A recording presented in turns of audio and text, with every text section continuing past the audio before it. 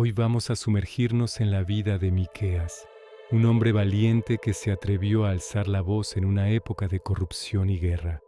Sus profecías, llenas de esperanza y promesas de paz, resuenan hasta nuestros días.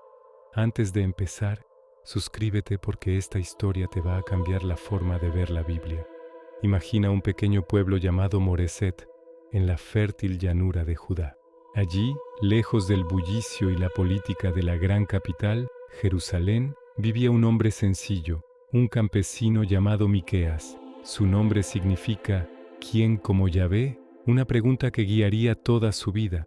Desde joven, Miqueas observaba con preocupación cómo la injusticia se extendía por su tierra.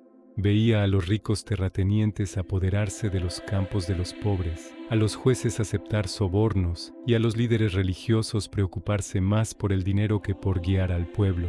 El eco de las guerras y las amenazas de imperios lejanos como Asiria llegaba hasta su aldea, llenando de temor los corazones de la gente. Pero en medio de esa oscuridad, Dios tenía un plan para Miqueas. Un día, mientras trabajaba en sus campos, Miqueas sintió un llamado poderoso, una voz que no podía ignorar. Era la voz de Dios, que le encomendaba una misión peligrosa pero crucial: dejar su vida tranquila y viajar a las grandes ciudades, a Samaria y Jerusalén, para denunciar el pecado y anunciar el juicio que se avecinaba. Miqueas no era un profeta de la corte, no vestía ropas finas ni buscaba el favor de los reyes. Era un hombre del pueblo, y su mensaje era directo y sin adornos. Oíd, pueblos todos, está atenta tierra, y cuanto en ti hay, proclamaba. Su corazón ardía con la justicia de Dios. Miqueas llegó a Jerusalén, el corazón del reino de Judá. Caminó por sus calles, observando la opulencia de unos pocos y la miseria de muchos. Con valentía, se paró en las plazas públicas y frente a los poderosos para entregar su mensaje. Acusó a los gobernantes, a quienes llamó los que aborrecen lo bueno y aman lo malo. Les reprochó el arrancar la piel de su propio pueblo, una imagen brutal para describir la explotación despiadada. Señaló a los sacerdotes que enseñaban por un precio y a los profetas que adivinaban por dinero, todos ellos proclamando paz mientras sus acciones llevaban a la ruina. La gente se escandalizaba. ¿Quién era este campesino para hablarles así? Su mensaje no era solo de condena. Miqueas también profetizó la caída de las capitales. Anunció que Samaria, la capital del reino del norte, Israel, se convertiría en un montón de ruinas, un campo para plantar viñas. Y para el horror de los habitantes de Judá, declaró que la misma Jerusalén, la ciudad santa, y su magnífico templo serían arados como un campo, convertidos en un montón de escombros. Estas palabras eran una blasfemia para muchos, una traición. Pero Miqueas no hablaba por su cuenta. Hablaba con la autoridad del Espíritu de Dios, lleno de poder, de justicia y de valor.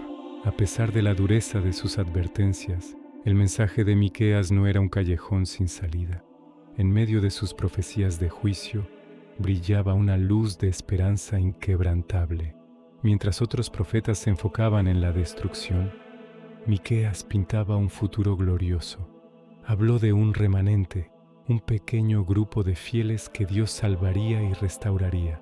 Prometió que aunque el pueblo fuera dispersado como ovejas sin pastor, Dios mismo los reuniría de nuevo. Esta promesa de redención era un bálsamo para los corazones angustiados que escuchaban.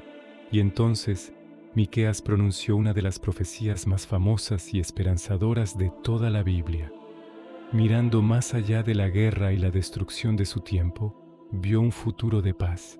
Anunció que de un pequeño y humilde pueblo, Belén Efrata, saldría un gobernante cuyo origen es desde la eternidad. Este líder no sería un rey guerrero como los que conocían, sino un pastor que apacentaría a su rebaño con la fuerza de Dios. Él sería la paz.